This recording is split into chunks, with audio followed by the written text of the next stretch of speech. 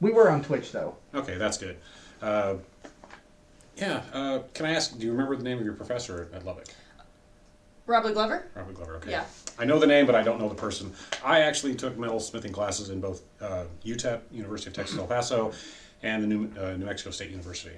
Oh, okay, So, yeah. I know the professor at New Mexico State, and actually one of my classmates in the MFA program had come from UTEP. Oh, I have a question. If you know the teacher there, I'm pretty sure it's because it's been 20-something years since I've been to school. What's her name? Oh, I forget. We met at the Texas Metal Symposium. She was really nice. I'm sorry, I'm blanking on her name. I'm just going to say older lady, younger lady. Oh, I don't remember. If she was older, it was probably still her. But 6 years ago, yeah. Yeah, because I would say by the time now she's either retired or moved on to something else. Yeah, I'm sorry. I wish I could remember. That's okay. I just wanted to check because it's kind of a close area, but at the same time. Jessica Tolbert? No. I know her. But the metalsmithing community in general tends to be, I won't say close, but they tend to know each other. It's a small world. Yeah, it's definitely a small world. I add anyone from the metals community on Facebook, we will have 10 friends in common at this point. Rochelle? Rochelle was the one at UTEP. She was awesome. Thewas? Yep. Something like that? I know her. Yeah. Okay. I'm surprised she's still teaching. I'm actually very grateful. She's a wonderful person. I don't know if you ever got to talk to her. Well, when he said Rochelle, that last name popped right into my mind. So, yeah. Her big thing when I was her student was speculums.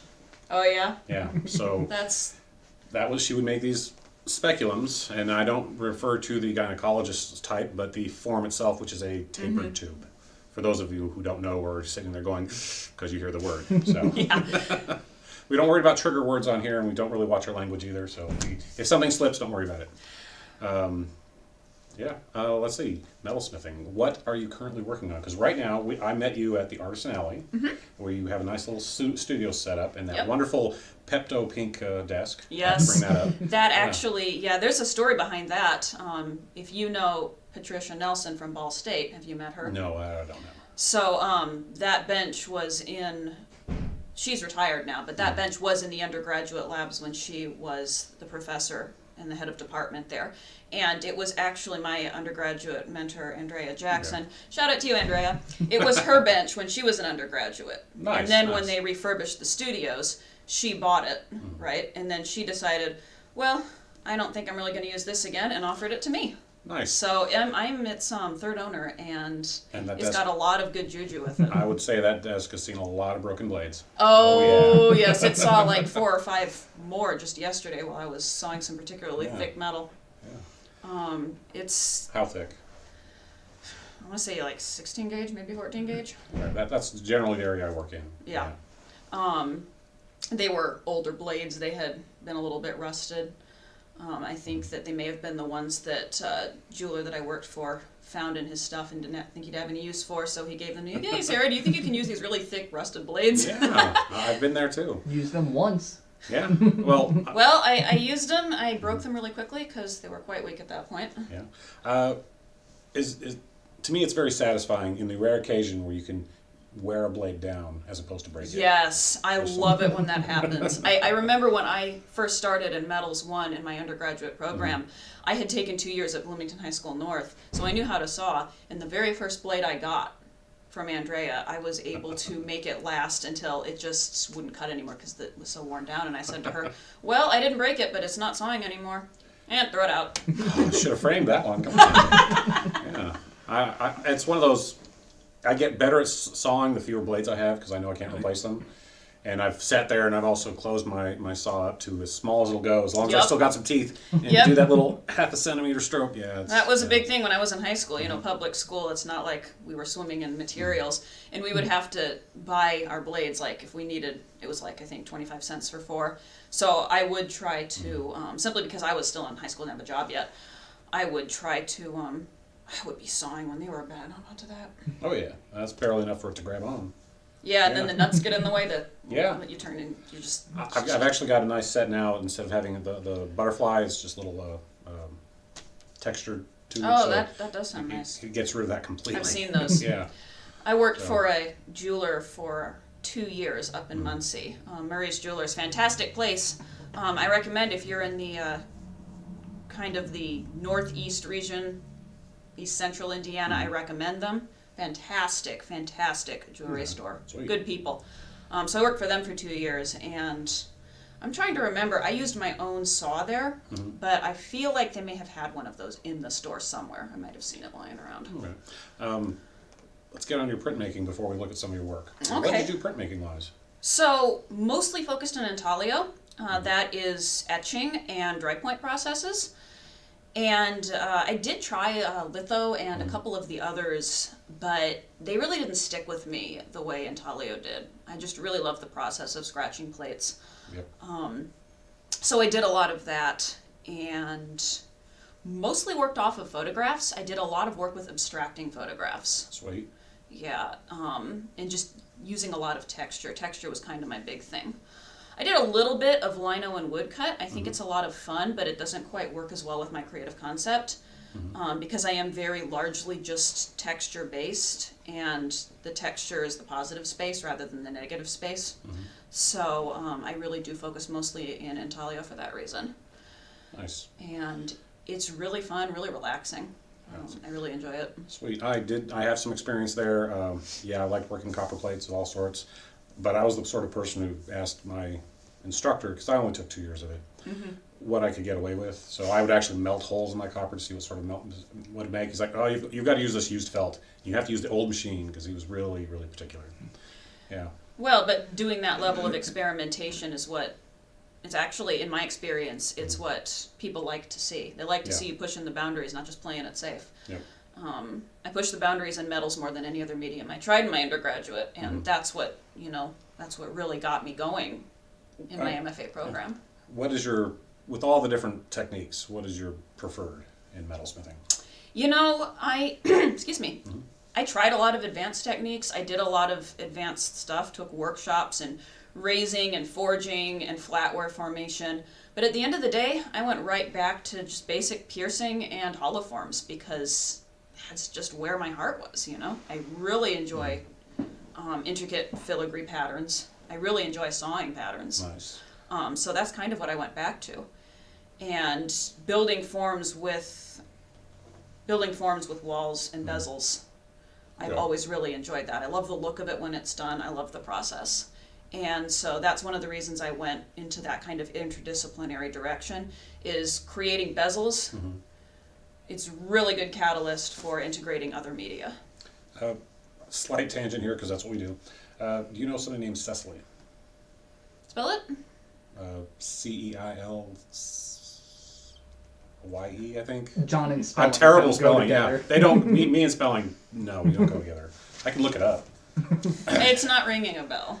Well, she was a local, as in Spencer and Bloomington, metalsmith. She just recently moved with her husband to Portland, and she does some phenomenal work. But a lot of hers was basically kind of what you do, but she would take commissions, and I bought her jeweler's bench, and I've got all her little tags of things she cut out, everything from the Millennium Falcon to a pick that says nice. "Get Up." And I'm surprised though that I haven't heard her name. Although I hadn't heard of Sarah either until I met her the other day. And actually, my graduate professor knows her. I told him I'd met her. He said, "Oh, I know her." yeah, she was a character. I'll say that. Okay, let me look her up. What work do you have? Sure. Since we were kind of talking about integrating intaglio with metalsmithing, I'll pull those pieces out. So, I don't know her. All right. For the record, it is Cecily, because me and spelling don't Well, work. I guess I know her now, Yeah. or will know her. Here is a ring I created. This is 2017. I apologize, it is tarnished. It's been sitting on top of a bookshelf How for is it 9 in the months. camera? Can't see it. Can we see it? Up, Needs to be up. up. Okay.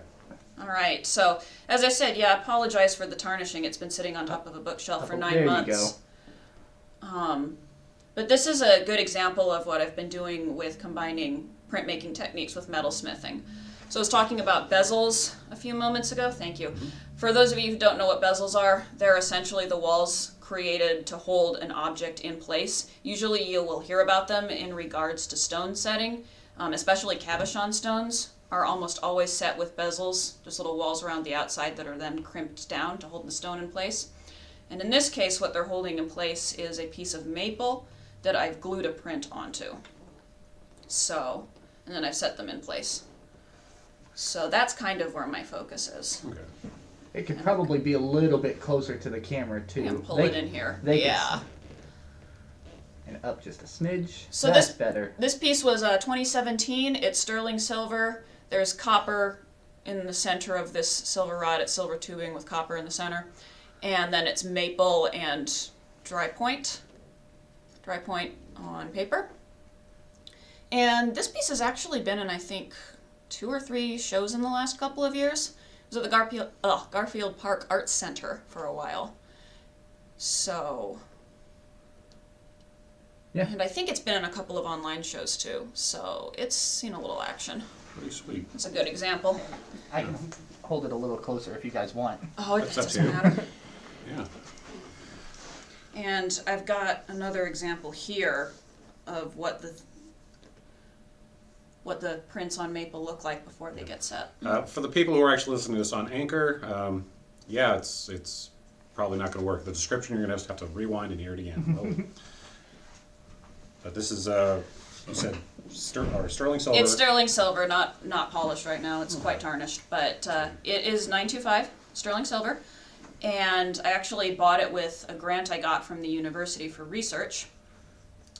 And it is about, I would say, 3/4 of an inch thick piece of maple that I have glued a print down to and then cut out into kind of a teardrop shape and set in a bezel that I created with the sterling silver sheet. I don't know if you Nice. can really picture that if you're not a metalsmith, but we got a good picture of it in the video, right? Yes. Yes. Great. So you can check it out on Twitch for the next 14 days, or you can go to Radioactive Shack on YouTube, where it'll be there forever. So I love what's YouTube. next? Well, here is a piece. This is an unset print. So this is an intaglio print that I've gone ahead and glued onto the maple, but it has not been set yet. You'll see a layer of resin on top. That is there to protect the print from the tarnishing that the metal does. We don't want the oxidation to transfer to the print itself, so there is a layer You of can see resin. the reflection. Yep. And this is just part of a larger print that I've cut out. You can see with the prints that I do, since I mentioned I did all texture, this is a scribble texture, and it's really just kind of pulling out the forms of the image. How well can you see it there? Oh, like Can you you see can it? see the reflection off of it. That's how. You can't see the reflection, or you Can can't you see what's the drawn in? image? Yeah. Oh Okay, yeah, it looks okay. great. Good, good. Okay, great, yeah. So this particular method, you just keep building the texture up to get the different values in the image, and it creates almost what looks like a ghost image. And that's kind of what I like to do with my printmaking, is that kind of abstraction of the original photograph. Neat. So this was originally going to be set in a silver bezel. I didn't really like the way it came out, so I scrapped it. It'll become part of something. I'll create a new design for it. I've also got a much more recent piece here. This is from, I finished this just like 9 months ago maybe. And it was also in a show at the Garfield Park Arts Center. But it's the same story, although the image is hatched rather than, I can hold it up if you want. you can, okay. Yep. But it has been set in a similar way, although this time So the they can see the bezel is closed on both sides with sheet metal. Do the back again. And this is the knitting with wire that I was talking about. And I have some more examples of that. I can get into that in a minute. I have a friend, or had a friend in school, and she was doing crochet with fine silver wire. Ah, I got a yeah. little slug she made. It was supposed to be a bag, but it looked like a slug, so I bought it as is, and it's like, yeah, I'm gonna have it. So yeah, this piece combined the printmaking direction I was talking about with the knitting wire that I alluded to earlier. So it's the knit wire on the front. They're actually coiled around knitting needles. And then the structure, which I can show another example of here in a second. Is that close enough to the camera? Do you need to move closer? A little bit closer. The structure is knit.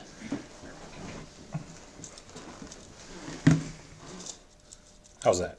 A little bit less vibraty. There's the focus. Okay. Yeah. I like the rivet work. Oh no, those are screws. That's even Yeah, better. they're micro screws. I considered doing rivets, but I thought I did not want to take any risk because of how clean the bezel looked. I didn't want to take any risk of putting dents in it, so I decided to do screws instead. Here is an unset piece. Not set in anything. This is just the knit coils, and you can see on the back there where it's all knit together. And then each coil is between 2 knit stitches. So that's Sorry, how that I like works. the way that People feels. people love playing with these things. My Well- cousin's son, when he was, I think, 2 years old, in 2016, I believe it was, You're moving around a lot. Yeah, I'm trying to show how flexible this is. That's good. That is cool. But yeah, my cousin's son, at Christmas, I think it was 2016, he was 2 years old, and I was working on one of these. And he got his little hands on it and took my knitting needles and was entertained for probably 20 minutes just sliding the needles in and out of the coils. He's just mesmerized. Yeah, that would have been me. I gotta Yep. admit. So most of my MFA thesis actually was the prints and the coils. Here is a cuff I made. This is all copper wire. The one over here with the silver wire, this is actually plated copper. I like to use copper because it is a very soft metal, so it's not difficult at all to get it into these. I have heard these shapes described so many different ways. I've heard sea life, I've heard like hair curls, I've heard Brillo pads, but the copper does not fight me at all. I tried doing it in steel once, and that was a lot tougher because yeah. steel has that memory to it, and it did not want to hold that shape. Yeah, you'd have to coil it, heat it, and either let it come to temperature or quench it. So. Yeah, it did not go well, so I try to Yeah. stick to copper whenever I can. So Goes here over the is, on camera. the back you can see some of that piercing work that I mentioned. Oh, that is nice. So,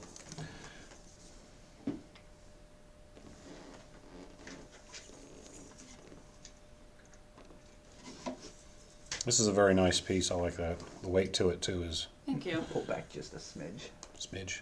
That's a smidge. Okay. So, what actually inspired you to do the coils and? So the coils actually happened by accident. It was, I believe, my 3rd semester when I was in Texas. And I had created a piece about anxiety surrounding drawing class because I was kind of struggling with my drawing direction, hadn't quite found myself yet.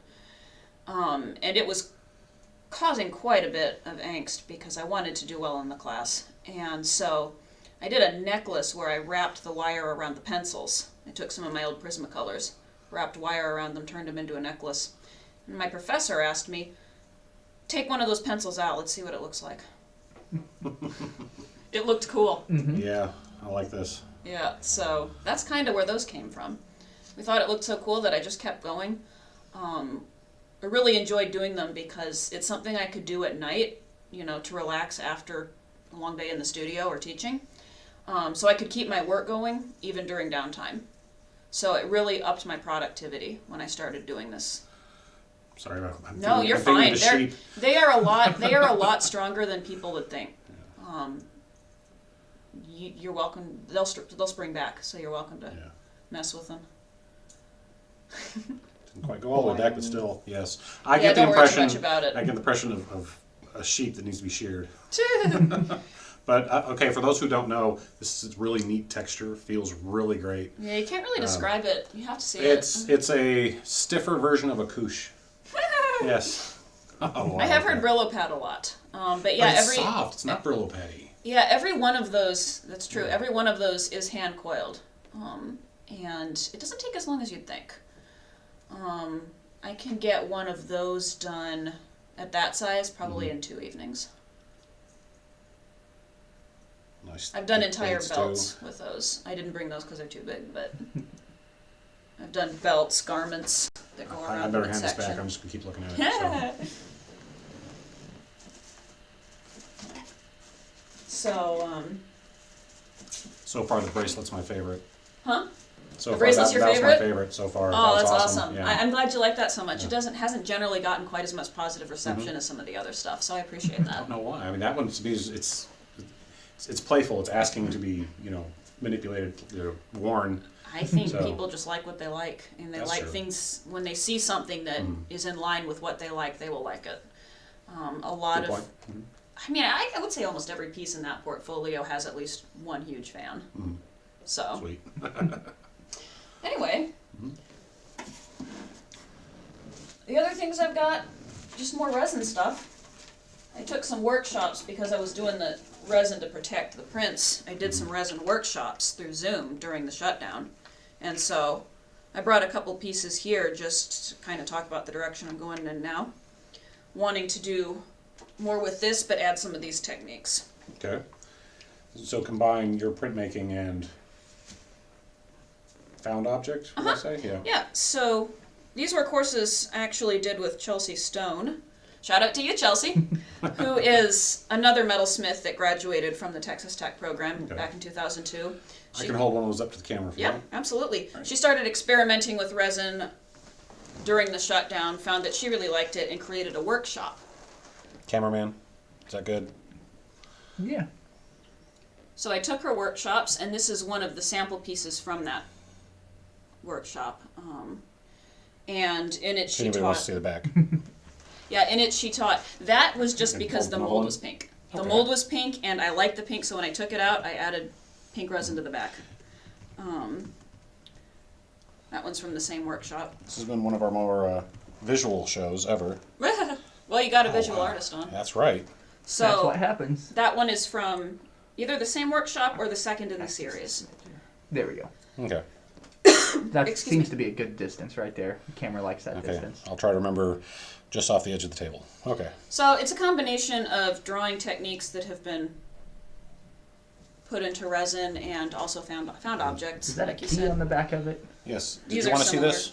That He's a one, yeah. locksmith, so. This is Tiny little scratched, padlock same key. as intaglio plates, and then had the inclusions added. So yeah, Ooh, I hope the camera can pick that up. I'm I not don't sure know if if it you will. can either. I've got one here that's a little lighter if you can't.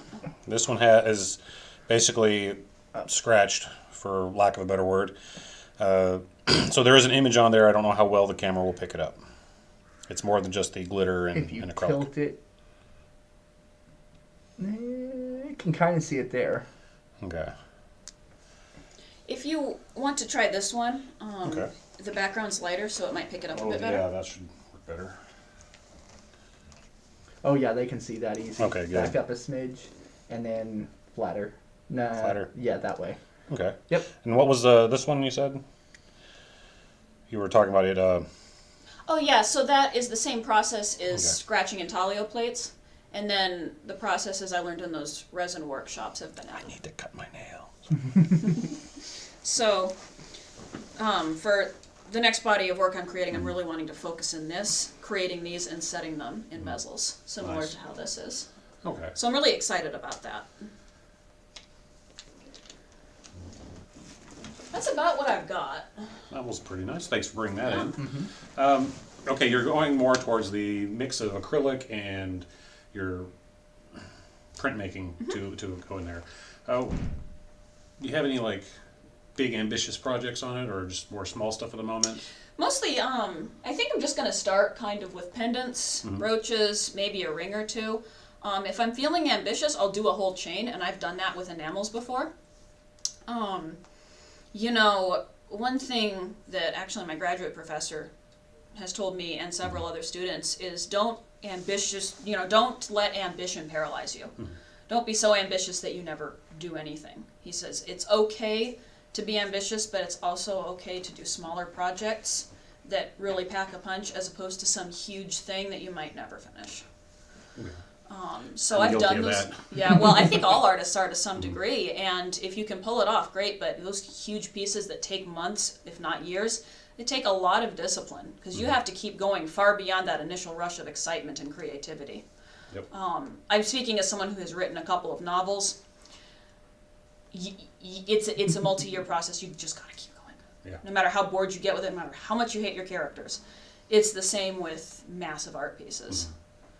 I read in a book one time a saying that's kind of stuck with me. The most important step you can take isn't the first step; it's the next step. Yep.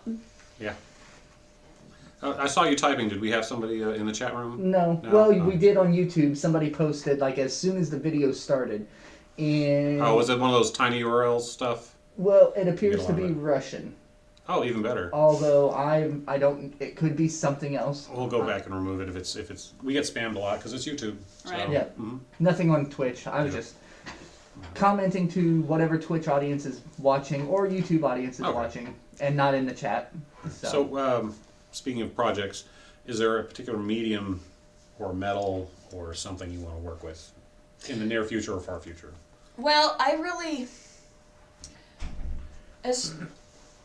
like to stick with copper and silver. As far as metals go, you know, I've done some experimental work with the metals that can be anodized, like aluminum, titanium.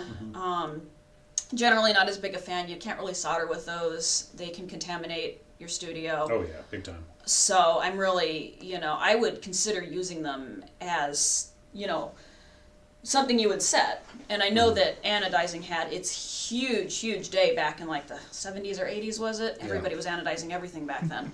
But, you know, it's not really something, you know, call me too safe, but I'm such a big fan of copper and sterling silver. Because, I can relate. Yes. well, I mean, aside from being two of the base metals that everybody learns in and that you see on everything, the copper, the brass, and the silver, or bronze, could be brass or bronze, but, you know, aside from that, they just form so well, they solder beautifully, they look amazing when they're finished, with a variety of finishes. They always look amazing. You can do a high polish, do a mirror finish on both of them, or you can do more of an antique finish. Either way, it's gorgeous. They take a variety of patinas. So I really like to stick with them because, you know, I'll experiment with all kinds of other media, but they kind of form the basis of my work. Now, copper and silver is my favorite medium as well. But when it comes to casting, you can cast in copper. It's not advised. Noxious gases, basic copper sulfide entering the fumes, stuff like that. The other downside is it creates a layer, and that ends up being taken off by either sanding, pickle, whatever.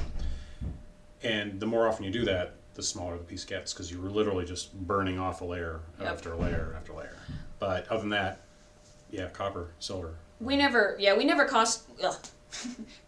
We never cast in copper in the studios that I was in, either at the jewelry store that I worked at or at the studios at Texas Tech.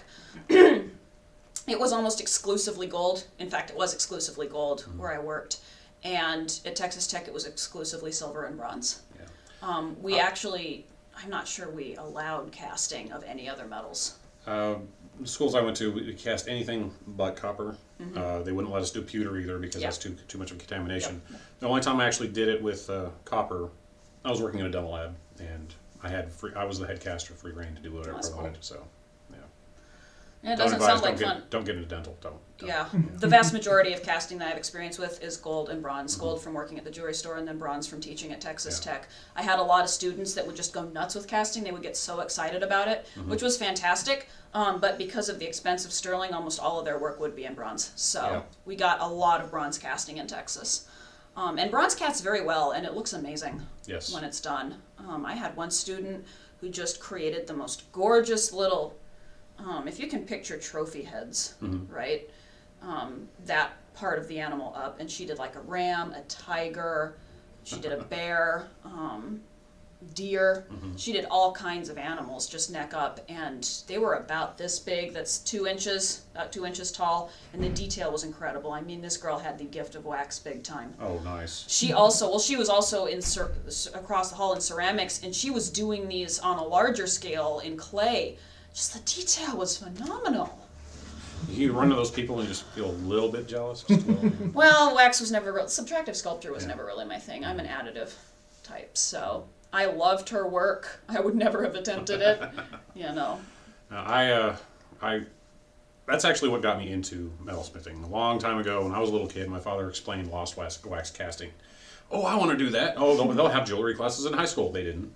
Uh-oh. I got into college, and by that point, I was really more into airbrushing, painting, oils, stuff like that, and that was my focus. And then it's like, oh yeah, there's a metal class. You have to take at least one. I took that and never returned.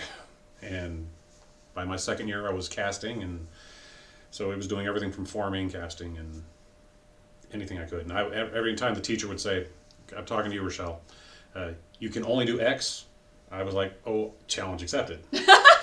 One example, it's like, oh, if you've got like 5 plates of copper, you're not going to be able to solder a 6th one on. 35. You did 35? Yeah, 35 plates. I made a pyramid about that tall. You're that person who just goes, challenge accepted. Yes, that's me. So I think that's the one funny. reason she tolerated me is I was one person who wanted to go, what else is out there? And How I far enjoyed can her I class. take this? Yeah. So, and then I went to NMSU, and that teacher didn't like that. Yeah. So, you said you started doing acrylic due to Zoom meetings over the. What brought you to acrylic on that aspect? Just what interested you? What brought your attention to acrylic? Well, I had done some of the resin pours, as I stated, for these prints, and the resin was a means to an end. It was not the medium itself. It was to prevent the oxidation and the tarnishing on the bezels from transferring to the print. It was an archival thing. I actually did a lot of research into which resins would be the most archival, which would last the longest, settled on a brand called Art Resin, which is formulated specifically for this purpose. So it won't yellow nearly as fast. It's not as UV reactive. But then Chelsea, who is a very good friend of mine, came out and said, hey, I'm doing these resin workshops, and she showed me some of the things that she had done in resin, and it was so fascinating. I was thinking, wow, I didn't know you could do all of that with resin. I mean, I knew you could put objects in it, and I knew that you could tint it with inks, but I didn't know that you could take it to that level, and I was so interested. And so I took both of her workshops, because I had to know. Once you found out, I just had to know. I couldn't even wait for the workshops. I started experimenting myself. And so, they were fun. I'll tell you what, resin is a sticky mess. Okay. That's the part I don't like about it. I can never manage, no matter how much paper I put down, no matter how many pairs of gloves I go through, I can never manage to do it without getting I hear that. sticky crud on something. I kind of wish Sam was here because he does a lot of. He's a visual effects artist, and he does a lot of things in resin and other foams and all sorts of mold making. He just made some masks, and I think you two would have an interesting thing to talk about as far as resin and casting and in that manner. So. Well, when I was at Artisan Alley the other day working, I was making bezels for the next body of work I'm wanting to create, and what I'm going to do is just make the bezels and the shapes, pour the resin directly in. So it's going to be very much a chance-based thing. We'll see how does it come out, Actually ripped some very large bezels off of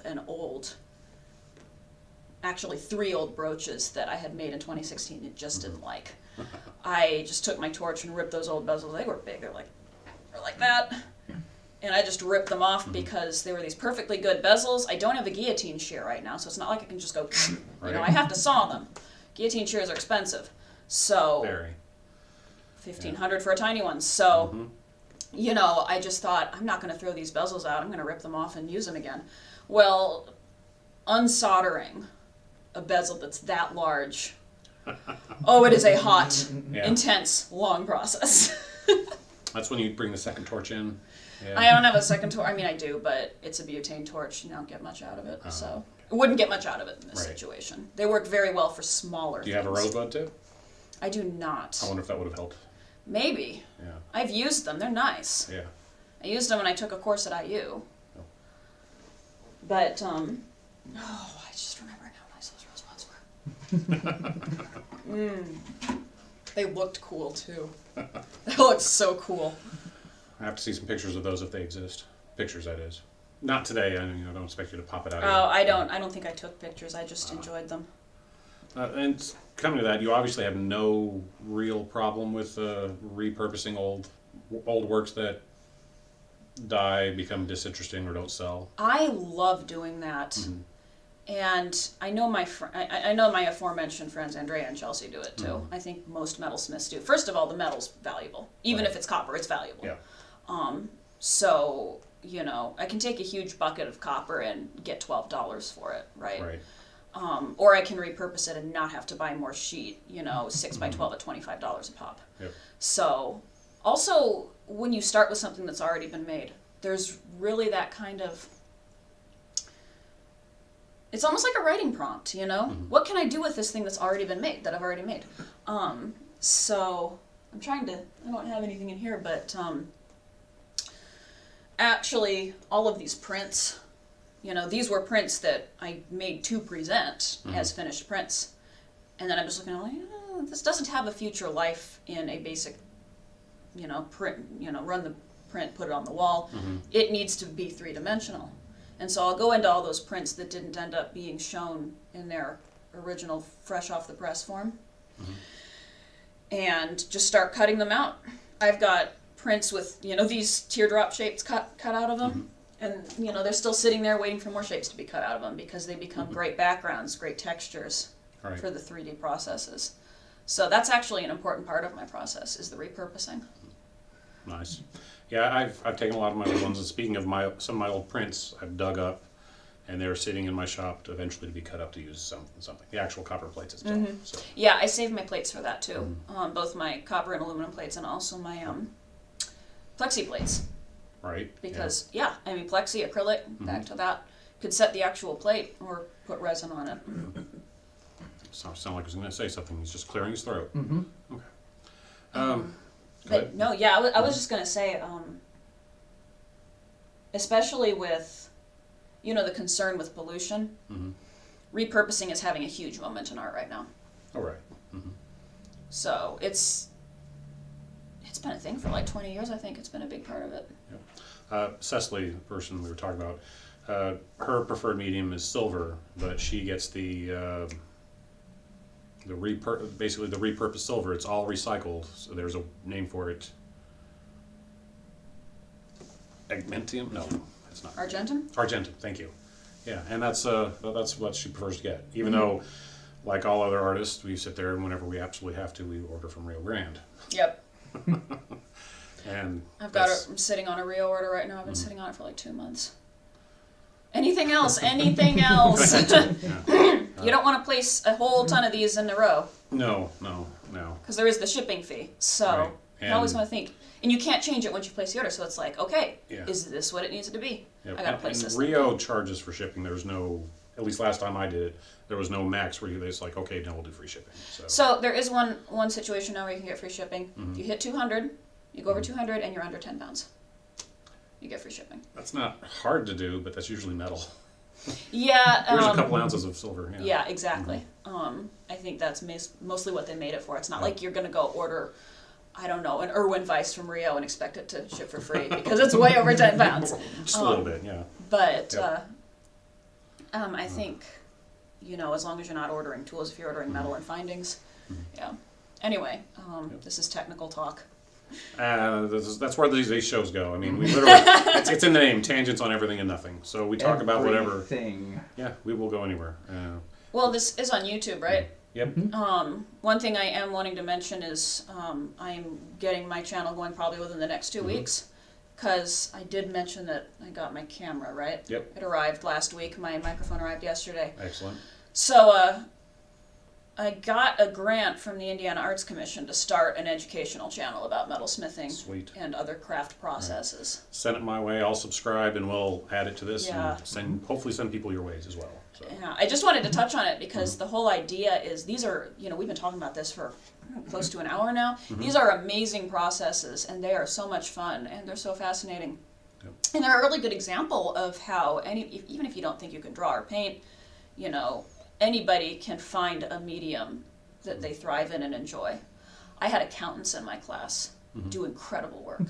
You know, nursing students, people who never thought they would be artists but just needed an elective and they found they were completely in love. Good. So the point of my channel is to kind of share that with the world and kind of break it down so that it's not as intimidating. Metalsmithing is something that looks intimidating if you've never done it before. My experience comes that people were afraid of the torches. They would not learn how to adjust them to get that proper tip on there. The blades, the edges, anything they think they could cut themselves on. Yep. And a lot of them would play it safe. What can they do to stay away from any sort of edge as possible? And those were usually the people who were just there for the elective because they were graphic artists or something else. And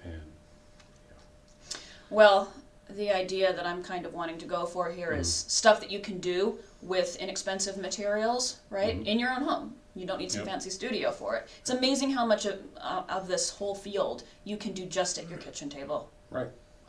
You wouldn't know looking at a professional jeweler's studio. Well, it's like but- the basic tools: a good saw, something to put the hole in to start the blade, something to cut with, some sort of pin vise maybe. I would recommend, I would recommend a bench pin.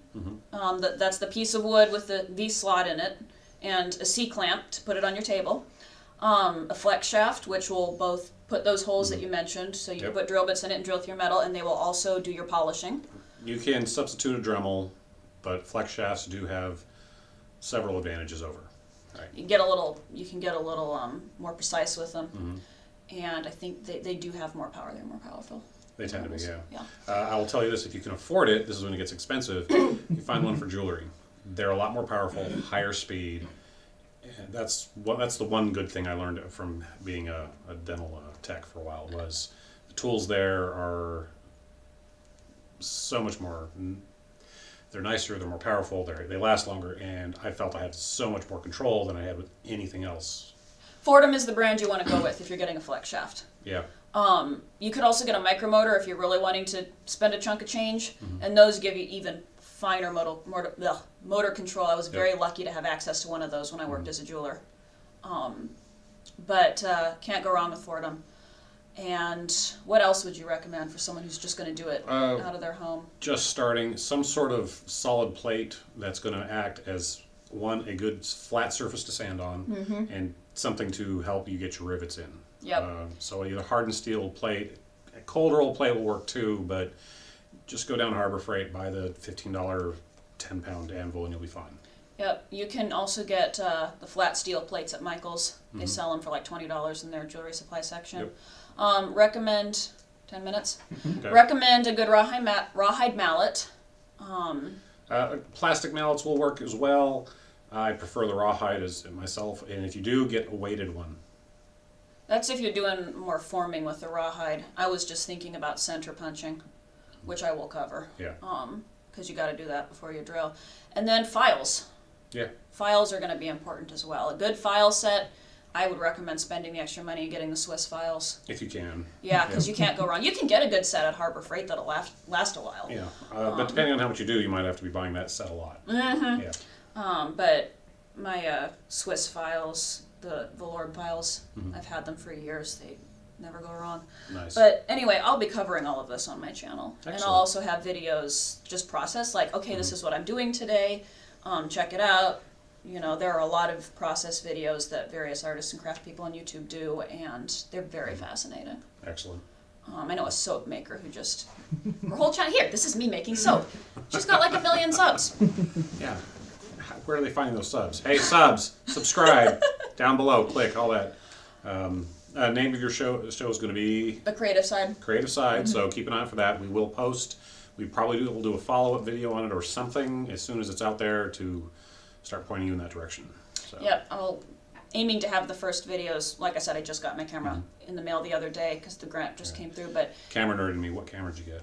I got a Canon EOS M50 Mark II. That's not bad. Yeah, they're nice. They're very light, and I got it off the recommendation of a very successful YouTuber whose YouTube channel is about how to be a successful YouTuber. That's so meta. Right. Yeah. Way to find success. But she recommended it, and she's like, "This is what I'm using to film this video," and I loved it. It was beautiful. Yeah. Normally, I like to use that camera there. That's a Blackmagic pocket camera. It's a nice camera. It's great. But right now, we're using a little Logitech. It is what it is. So. I mean, I've done a lot of just phones, man. Yep. Phones, they get up to 4K now.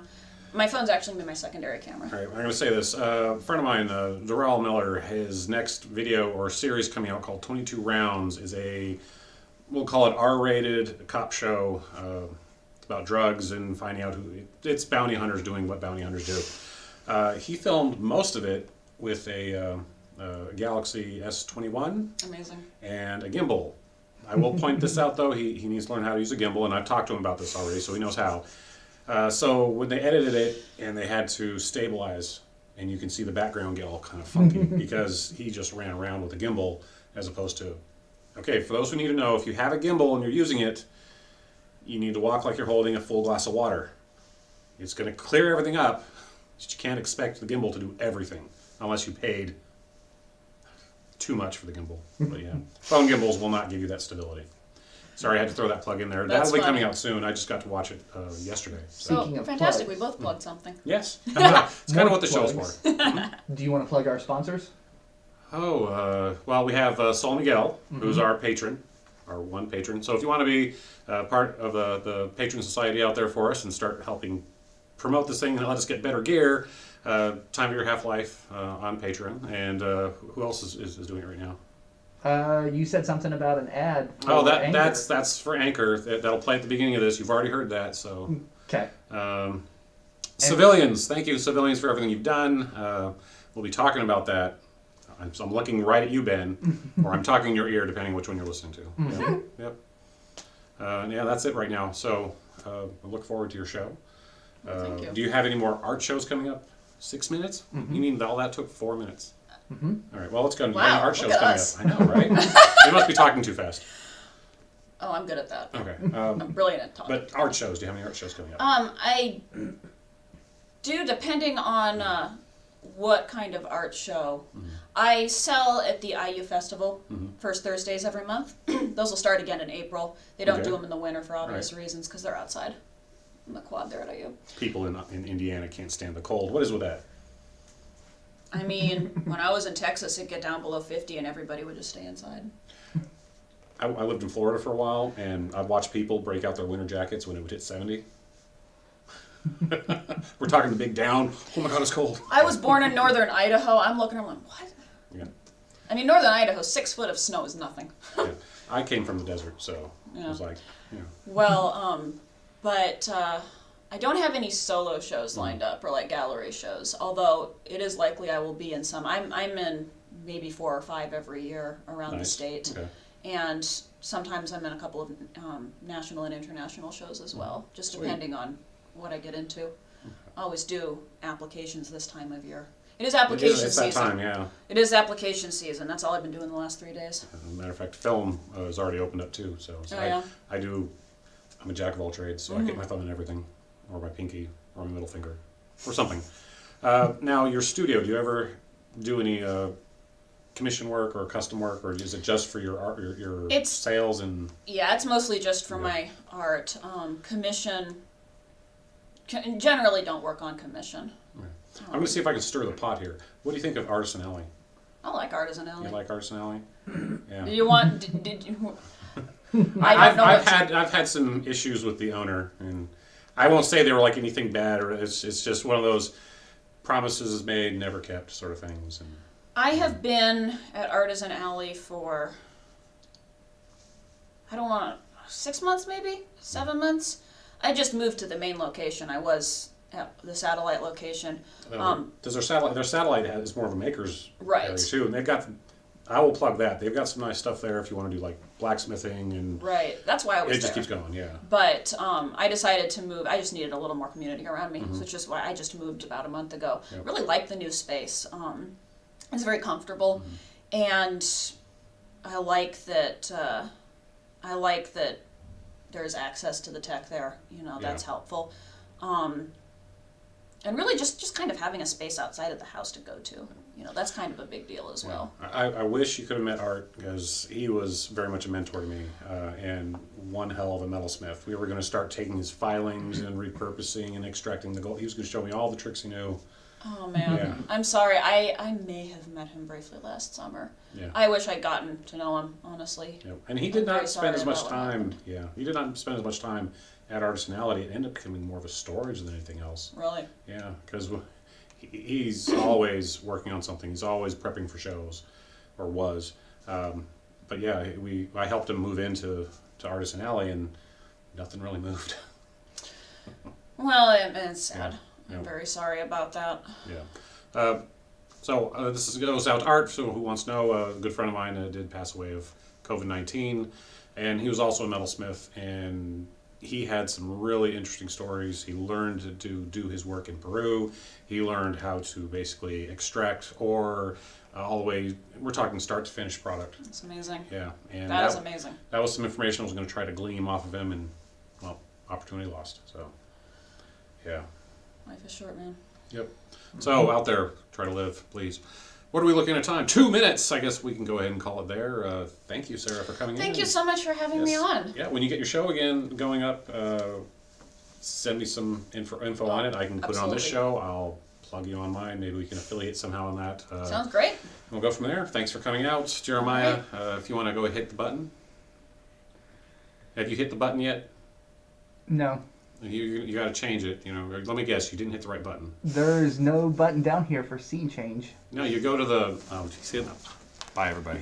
So you go back to this one. That's the very top one. Hello, Andy. This is Colin. I won't be able to get in tonight. I'm sweating like a pig.